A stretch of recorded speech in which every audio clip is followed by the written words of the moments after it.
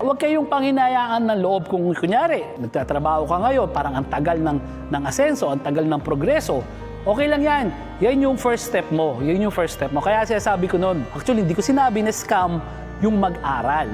Actually, ang sabi ko, ang scam, yung mag-aaral ka na ang intention mo habang buhay ka magtatrabaho, na ibang tao yung makikinabang ng kabataan at lakas mo. Bakit hindi na ikaw mismo sa sarili mo ang makinabang sa kabataan at kalakasan mo? So ngayon, magtrabaho ka. Pag-isipan mo kapatid ngayon, ano yung next step mo?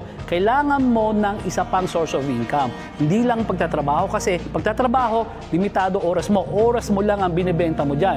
Pwede ka mag-overtime, pero hindi mo pa pwedeng 24 oras na nagtatrabaho. Sabi nga ni Warren Buffett, kung hindi mo natututunan na mapakinabangan yung pera mo nang natutulog ka habang buhay kang magtatrabaho para sa pera.